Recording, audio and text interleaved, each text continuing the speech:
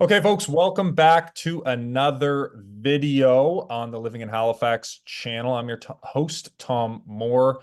My partner, Greg Farrell, is also on the screen, and we've got a guest, William Breckenridge, who is a Heritage Advisory Committee previous sitting member. He's a heritage advocate as well as a historian. So we figured we'd bring him on here, chat a little bit about a few different topics. At the start, we're going to cover some questions that get brought up to me often by buyers who are thinking about buying either a heritage home, something in a heritage designated area. And then for our more kind of technical viewers, as we move on throughout the interview, I'll kind of hand it off to Greg. We'll kind of take a bit of a deeper dive into the role of the Heritage Advisory Committee, as well as some of its effects on the market. Once again, we try to come up with a video once a week on this channel. And for people thinking about making a move to Halifax, we're always happy to help. We'll have a Calendly link down below if you want to book a meeting with us, and we can go from there. But yeah, so William, again, kind of bring it all full circle there. You've obviously had an impact on the Heritage Advisory Committee, as well as the heritage housing scene in Halifax. And as I was saying, oftentimes I'll have buyers come to me wondering what they can do to the house, whether it's on the inside of the house, outside, whatever, in regards to if they're going to be making that purchase, what does that house have as an effect on them as a homeowner? So maybe you can dive into that from the plaque perspective, the zone perspective, and any other kind of factors you can think that might be valuable. Okay, well, first off, thanks for having me, Tom and Greg. And to answer that question, I think the first part of it is to say that in the late 70s into the early 80s, the province of Nova Scotia recognized the concept of built heritage, which means, our structures and our relationship with them in a very basic way.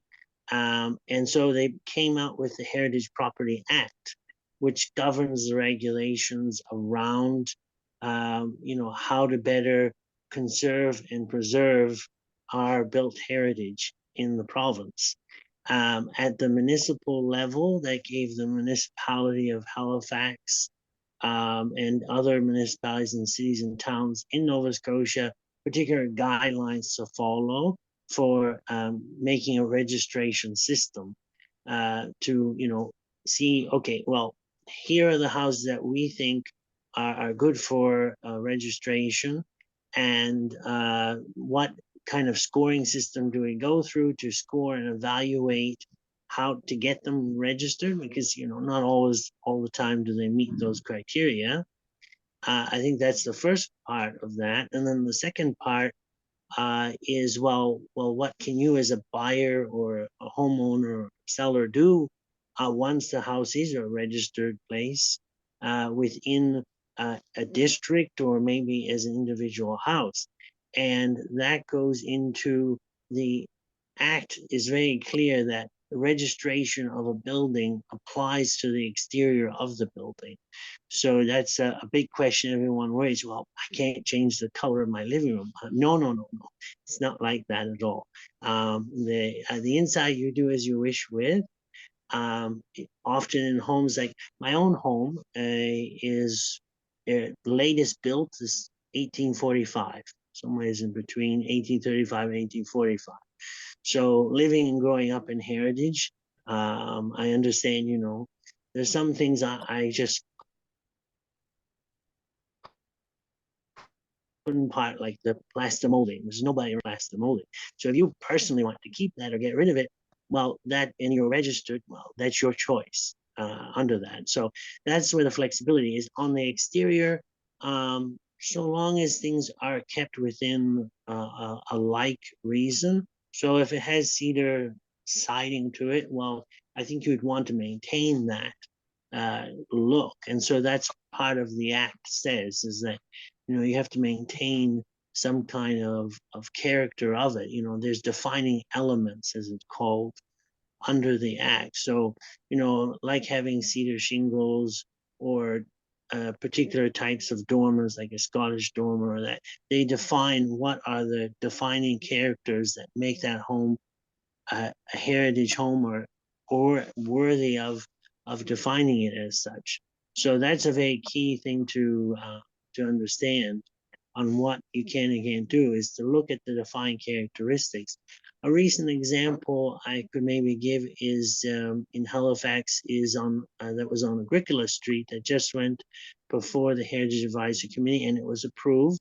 I believe they've put 9 or 10 stories for the music room, open mic on Agricola. And so they've kept the front half of the building that was defined as the character defining part of the building, and then have added on to that. So that, we can discuss more in detail later, but that's the basics, I think, to cover, is that people need not worry that it's going to say that you have to keep the crystal chandelier inside. It's nothing like that at all. It's about the public realm. So what is seen in the public realm is what's covered under the Act. And even then, there's a like feature, which, so long as you work with the Heritage Advisory staff of the city, you can put in things that make sense. And if you're in a conservation district, there's a whole separate set of bylaws which all the neighbors got together and agreed upon. So it's not as stringent as what people make it out to be. And I think cities across Canada are realizing, well, if you want to preserve built heritage in your city, you're going to have to build in flexibility into whatever you are doing policy and law wise when it's governing heritage, which I think is the way to go. When I was on the stakeholders committee for my Smittville Heritage District, I said, we don't want a museum, and none of the neighbors want a museum. That's not what we're after. We want that you go down to Carolina, or Williamsburg or something like that. And we're here, it's part of the heritage character is also its cultural, geographic, and framework. So part of that is having flexibility. The houses are adaptable. They're small scale, easy to kind of convert into different ways because of the structures, and that's what cities are finally recognizing, which is good. Yeah. Okay, perfect. Yeah. So, I mean, a lot to unpack there, but the interesting points definitely worth noting are, a lot of that heritage designation has to do with, as you said, what's in the public eye, what's showing off the city almost on the inside. There's a lot more room to maneuver, if you will. Yeah, you Correct. want to look good. I mean, you don't want your house looking bad. So, I mean, it's just, I think heritage registration, gives you grant money as well to make sure you have a well manicured place. You can, and that covers things like windows, foundations, roofs, all the stuff. So why not have access to a little bit of extra money to help maintain repairs on things? It's not a great deal of money. It's usually I think the city has now a $15,000 grant program for residential and 25,000 for commercial, but that's still better than nothing at all. And now that funding, that grant money, is that coming from the province or is that coming from the The municipality? city, That's from the okay. municipality. The province has its own, but it's much less. It's like 2,500, which really the province needs to do a lot more in regards to built heritage and how they manage. They haven't this particular since the government's come in under the Conservatives, have not had any board to evaluate things. So things at the provincial level have kind of frozen. But what we're more concerned about, and where the heritage registrations are more in numbers, is at the city level, right? And that's where your viewers and people out there are probably going to have more ins at a municipal level. So that's where the concentration should be. Okay. Can you speak a little bit to just how permanent and or restrictive the heritage plaque would or would not be on a given home? I can just envision our clients trying to weigh their options with a purchase to say, okay, well, plausibly there's some case precedent in certain neighborhoods where having the heritage plaque on the house has potentially resulted in, a lower market purchase price on that property. That's certainly not always the case. So, our clientele might be looking at it and saying, is that 15 or $25,000 grant? Is that gonna kind of, push the scales as far as making the plaque worthwhile versus just on their own, keeping that heritage character for the property? Well, under the U.S. and studies by Dr. Shipley from University of Waterloo, having a registered building has actually been proven to increase the value, and they've been studying this since 1936. And because of the stability that it brings to your area. Now, there's a difference, as I said, between individual registered building and then being in a heritage district. Being in a heritage district has way more, I think, stability value and increase in values than just on a registered building kind of standalone. But there is a Section 18 of the Heritage Property Act, which, for me, I'm not an absolute fan of, but I do understand why it's there, which says that you can apply to have on an individual heritage registered building, to apply to have it demolished, and if that approval is not or is given, then it just means you have to wait the 3 years to do that. So there is flexibility in retaining the plaque or not retaining the plaque. The 99% of the time, there, I can think of maybe one case where they've actually done that, where they've actually, applied, deregistered, and taken down the building. But the building itself by those owners was very neglected. And then people wonder what was up with doing that. But if you're not willing to sell the building, and not willing to maintain it, well, any building, whether it has a plaque owner or not, I think the whole notion of condition and having a plaque, and there's nothing to say under the Heritage Property Act that you have to maintain the building at all. That's under general fire and building codes. So that's on an individual. Now, if you're in the heritage district, then that Section 18 gets eliminated out. Right. But then you also have much larger access to grant monies. So in Smithville, it was up to $50,000 grant, which was very helpful in maintaining things, and also just over more flexibility in being able to make changes and additions because everyone agreed on that. So there is more flexibility than what is understood out there.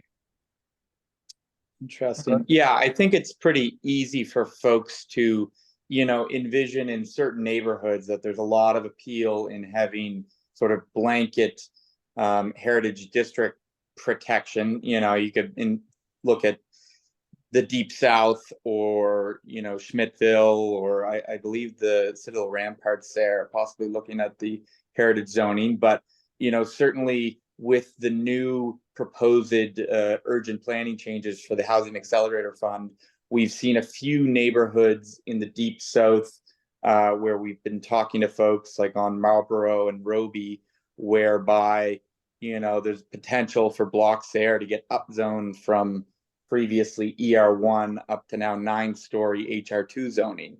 So we're hearing a lot of uproar and feedback from those folks saying, geez, we bought these, old sort of quaint single family homes with their mature trees and backyards, and now this neighborhood is going to have like a total sort of change in its character potentially in the next 5 to 10 years. So for those buyers, I imagine if they do decide to relocate, there would certainly be appeal in looking for neighborhoods that do have blanket heritage protection.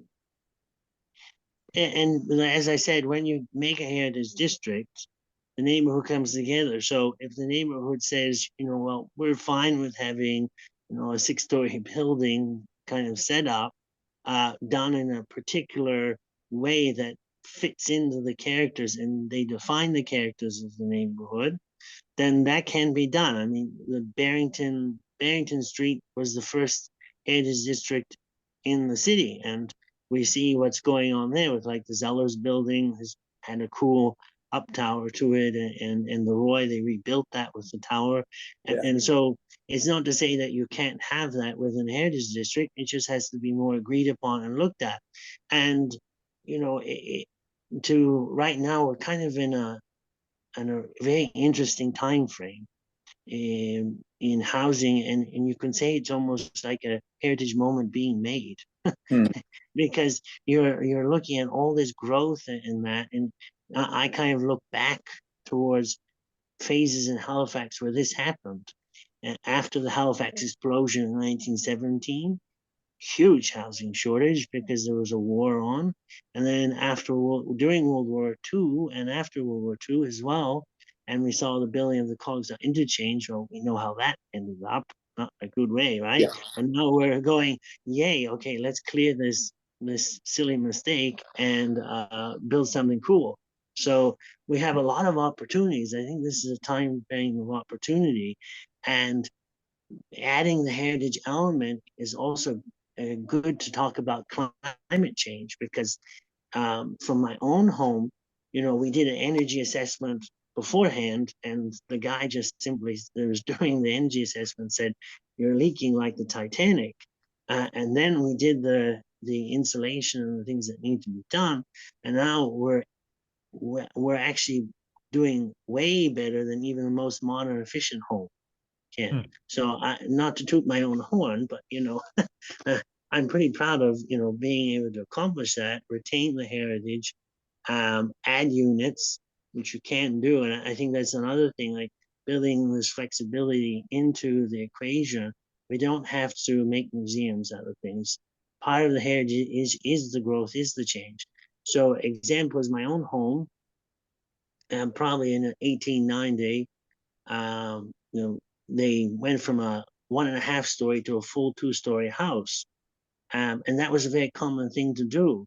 The stuff I found in here was from Coca-Cola signs on as walls, back of the walls. And the things they used to do, even x-rays, backboards for x-rays are found inside the walls. Like the stuff you find is like I can open my own museum now. And so that's part of the character and appeal of having a home. You can, it has a life to it. I think of it as I can sit in my living room and know that someone was reading about the Gettysburg Address in that same room, and I know who it is. Having that kind of connection to history is pretty cool to me. And I think it's very appealing to buyers to be able to have that connection. And it's not for everybody, but I think more and more people are understanding that you can help the environment by, retrofitting. You can help with the housing issues by retaining buildings and adding to them. That's part of the equation. It's a multi-layered equation. Parts from a heritage perspective, you're looking at a scoring card. They look at surrounding areas, who's associated with the building, the age of the building. Those are some of the basic criteria when they're evaluating is it heritage or not. And I think that's also important to keep in mind. So when you're getting phone calls from people in certain areas, well, would it fit those criteria? And I think maybe another approach that I've been reading about that you could also put to potential buyers or that in residence in the city, it's called the natural affordable growing housing. So it stands there, the abbreviation is NOAH, which I think is kind of interesting if you look that up. So it's naturally affordable occurring housing. And in parts of the United States, they have these districts. And so that's a relatively newer concept than a heritage district is. And, sometimes that might fit somewhere better to be able to allow for even more flexibility in that, I think. But overall, I found that it's been very beneficial for my neighborhood. And since then, we have all the real estate ads saying, welcome to Schmidtville. People have been buying, renovating. Just behind me, there's someone making 3 units and redoing it. They're doing a fantastic job. Roof, a glass balcony in the back. And we all have backyards. It's like the secret oasis in the back here.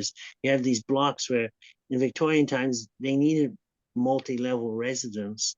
And so in the back, they would put all the carriages and the horses. So they have these shorter buildings with long yards.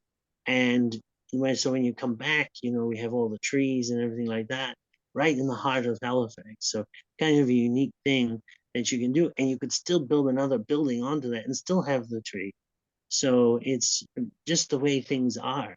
And I think we can all look towards kind of the past to kind of help with the housing issues, because there are some interesting ways of dealing with stuff in the back. So just put that out there as, I think heritage can go a long way beyond just saying it has a plaque. I think we have to move away from just saying that and look at the holistic picture of how do we incorporate into our lives, into our needs. Yeah. Okay. No, that's a very interesting perspective for sure, especially considering, you've been in one of those heritage homes for quite some times by the sounds of things. Greg, did you want to kind of ask? Yeah, I was just curious to hear Okay. sort of your opinion. We talk to, a lot of folks on both sides of the spectrum. We've got peers, clients, and friends from Toronto who come into Halifax and say, the charm really does come from the older neighborhoods, some of the lower rise, older buildings that are around. And I totally understand that. And then on the other end of the spectrum, and I'm sure you hear the voices as well, the fact that we've got, 6 to 10,000 home or unit deficit in the city and province here, that we are not on pace to kind of close the gap there as far as population growth versus housing growth. So, at the far other end of the spectrum, we've got a group of folks telling us, like, listen, should single family houses even exist? Is it best use for the public, and is it for the public good to have 25,000 square foot lots on Yonge Avenue with a single family home on them, or should that be 120 new units in 3 or 4 years from now? So, within the advisory committee or your peer group, is there much talk about that kind of fine balance of, we really do need additional housing on one hand, and the demand for said housing is on the peninsula, around the universities, on the transit routes and downtown, and yet, there really isn't land for it as it stands? Well, I think there is land. There's the Cogswell Interchange, there's Shannon Park, there's where all, if you go up Roby, you have where the Piercy's building supply and the cars, and all the car lots. There is land, and there's, as I say, in the back of these houses, there is land as well. And if you look at like Montreal, they've filled in these lots and still retained the small scale as well. And some of those Brooklyn and Montreal, I've been watching, the word is density, I guess we can bring that up. And they've been very successful in being able there. In Toronto, I'm walking through Cabbagetown. I kind of, looked at that and said, there's things we can do. And there is, as they say, gentle gentrification and the missing middle, which I think you can use these houses to make quicker additions like what my neighbors are doing, to add quick units that will cost less than, you know, building that concrete structure, which environmentally concrete isn't the best friend to the environment. I think that that's an important part of that. So we have areas that have been obviously slated to go more up, but we can also go out in the sense of in the core, we have buildings we can add to them. And I think that that's what's trying to be achieved in this new zoning regime that's been coming out. And for buyers, I think it's an opportunity to say, hey, you know, I have this building. Why can't we use some of the funds that are coming in for this programming from the federal government to, you know, be able for me to make those grants, like do the heritage and put that towards that, you know, make more programs, make things more flexible, and be more efficient with your money. And that's an important perspective for me. And yeah, of course, I hear people have both sides of arguments. I wish in Halifax that they would come more together and realize that, you know, you can work together and you make something so unique and special. I travel around the world. You see behind me is the recent pictures I just took from my vacation to Greece, Paris, Cairo, and London. And Egypt from here. yeah. So you want to see a place that has no regulations to it for building, you know, otherwise you go to Cairo, 25 million people on a slow day. I've never been anything in like it in my whole life. And you know, it makes Paris look tiny. And going in there, and you know, what families do there is they have a generational home.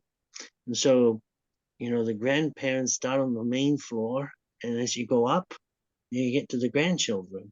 And they build like 6 or 7 floors, and generation and cousins, relatives, all live on each floor as a flat. It's a whole different concept, a whole different world of thinking of things. I can relate to it because, you know, my family's been in our homes for 60 plus years. So, and in my neighborhood, there was even one family that I can record was here for 135 years in the same house. So, you know, you have that dichotomy in demographic and culture, and I think we can really learn a lot from that and by doing that. So let's build something that's flexible, and let's try to be more efficient with what we have, so that we can get things done quicker. Because right now that we lack diversity in the housing stock. That's a big problem. We're either going too big or staying too small, right? With what we're doing. So now we're trying to find this balancing. Well, I call it like the teenage years, I guess. Maybe you can put it in the simplest way possible. And we're trying to find that balance between being young and growing up, you know. And that's where the city is. And we're heritage is part of change, you know, and part of, you know, you make the future, part of the future was the past. So we have to bring that out in there and say, okay, here's what we need to retain as characteristics, and here's where we can use those to help us better our environment and place. Absolutely. It does seem, you know, one could hope or imagine that sort of the wide swath of the new gentle density ER3 zoning throughout the city could certainly help out there.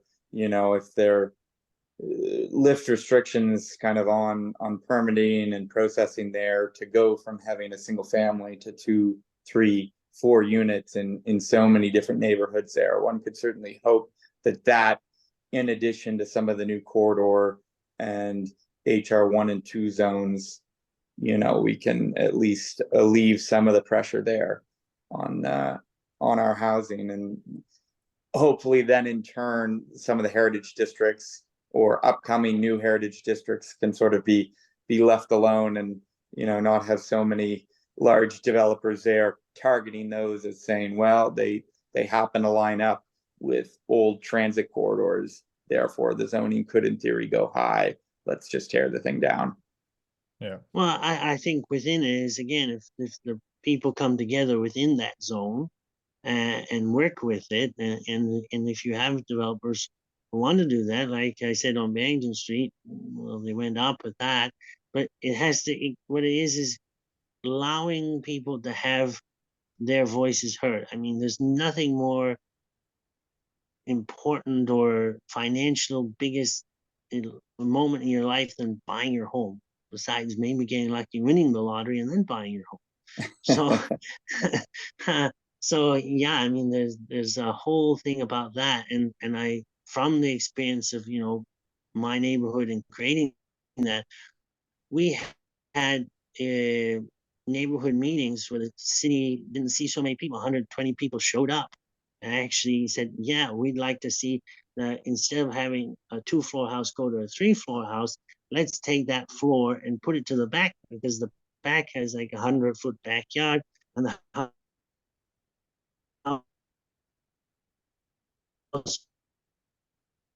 right now only takes up 20, 30 feet, 1-bedroom house to a 10-unit house.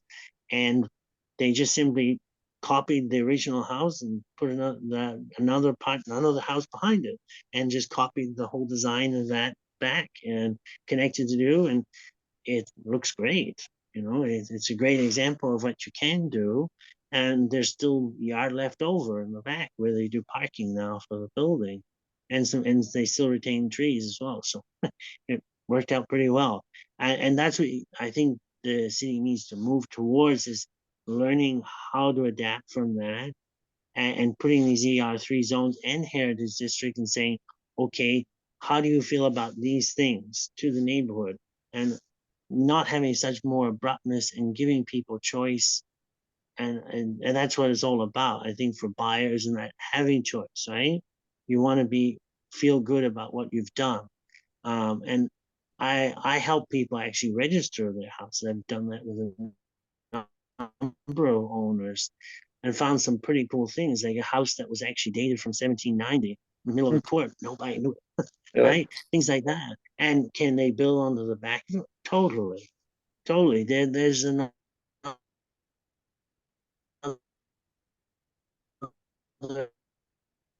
100 feet back there that they could do stuff with.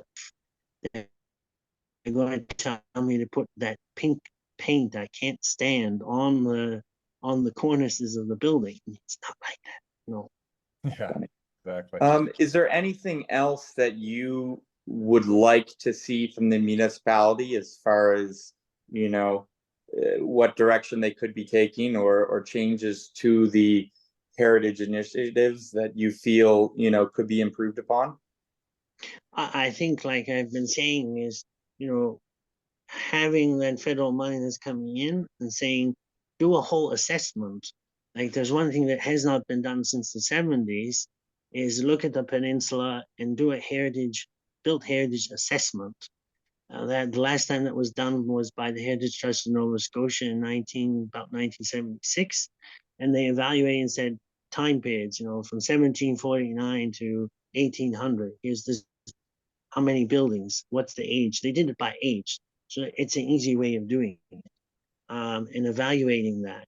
That hasn't been done, so there hasn't been a heritage built stock evaluation done, and I think that's would be really important to do that.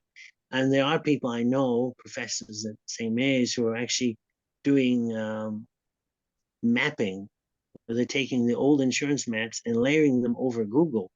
And I had them actually do it for my neighborhood, and it's fascinating to see, because then you can take the maps, which are all to scale, and layer them in and see, is that building still there? And maybe there was an outhouse in the back, because one of the fascinating things is plumbing in the city as well.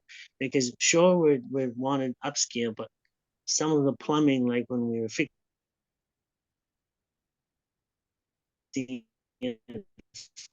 my own home, that's was going back to the you have to think, how's that going to, you need to fix all of that stuff. So it's not just simple of upzoning, but you also have to think of other environmental factors and that. So the city, I think, needs to look at built heritage and say, well, how can we use this to help with climate? How can we use this to better incorporate into our housing needs and still maintain character? So that means more grant money, you know, and maybe asking the federal government. And Halifax is unique because it's one of the oldest established continuous cities in Canada. And I take people on tours of the city all the time. And you know, you have to go to Quebec City, or Annapolis Royal is a small town, but it's a major city. You go to Quebec City or Montreal, really, or St. John's, Newfoundland, to get that same kind of age to things. And we still have quite a bit of places left, although the way things are going, you know, this demolition that's going on in that for without evaluation, I think has caused a lot of things to just go missing when maybe you had an opportunity to do something really unique and cool, that we can be proud of, that we can make a stamp and create our own heritage as well. I hear that from developers all the time. And I said, well, that's good, because if you want to retain something and we're evaluating it, then we can put this in to the future as well. So I think the municipality has a lot of work to do, is in incorporation and better understanding and better education, because just as we're talking now, you're getting all these questions. There should be better and easy, like even a website. You take the Heritage Property Program website and expand it better to answer some of these very basic questions that's not there. The Housing Accelerator Fund map did do a good thing in that it put a label where you can look up what's registered now, but it's not saying what could be registered or how we could better use that, what we have. And so that's just some things to be worked on, I think, for both sides. Yeah. Okay. I think we're gonna stop her right there. William, thanks so much for popping on. Is there any, so it sounds like you do tours of the city. For folks that are interested, you can help out with that kind of heritage designation application. Anything else that our viewers should know about you? And is it all right if I leave some of your contact in the description below? That's fine. You can find me on Tours by Local for private touring, and you know, for heritage research or any type of research, I'm quite good at finding stuff. So I'm also able to do title search. I'm working on one right now. I said to my brother, I need to go another 100 years back. So it's always interesting to try and read the handwriting on a deed from 1850. Some of those clerks didn't know what they were writing sometimes, you know, they would misspell a word and you're trying to look for a name like Smith and it's with an E at the end. Yeah, there we go. Neat. Yeah, exactly. Okay, perfect. Well, appreciate you hopping on here, William. And again, we'll have his contact below. For anybody else who watched this whole video, you know, if you have maybe a skill or something like William's that's involved in the housing around Halifax, I know we've been getting reached out to a lot since our most recent video on zoning. We'd love to hear from you. And if you're looking to purchase a home, whether it's heritage or not, then feel free to reach out to us as well. We'll have our information below. But other than that, have a great day, everybody. Thanks again, William. Thanks, Greg. And thank you. Okay, perfect.